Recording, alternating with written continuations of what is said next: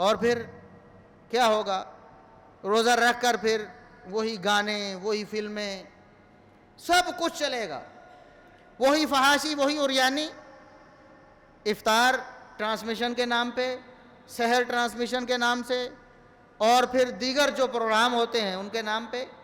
رمضان مبارک میں بھی لوگ اس سے گریز نہیں کریں گے۔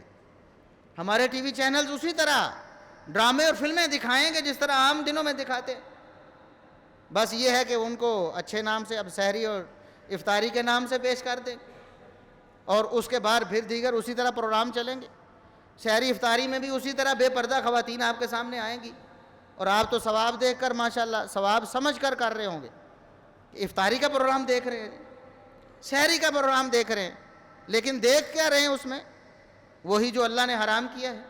غیر محرم کو دیکھنا حرام ہے، وہ سحری کے پروگرام میں ہو یا افطاری کے پروگرام میں، وہ خبروں میں ہو یا وہ کھیلوں میں، کسی بھی صورت میں ہو، ڈرامے ہو، فلم میں ہو، لیکن سب کچھ دیکھا جائے گا۔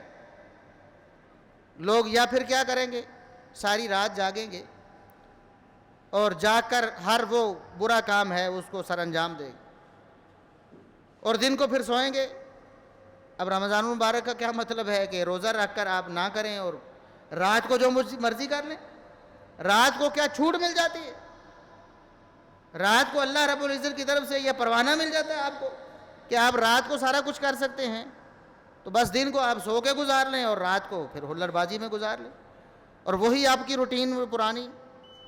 یہ مہینہ سونے کا مہینہ نہیں ہے، یہ تو مہینہ جاگنے کا مہینہ۔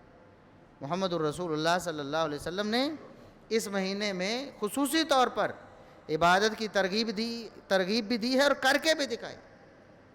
کثرت سے نفل نوافل، کثرت سے اللہ رب العزت کا ذکر، کثرت سے قرآن کریم کی تلاوت، کثرت سے صدقہ و خیرات، غم خواری، غریبوں کو، مسکینوں کو، یتیموں کو کھانے کے لیے، پینے کے لیے، ان کو پہننے کے لیے دینا ہے۔ یہ سارا کچھ آپ نے رمضان مبارک میں کرنا ہے۔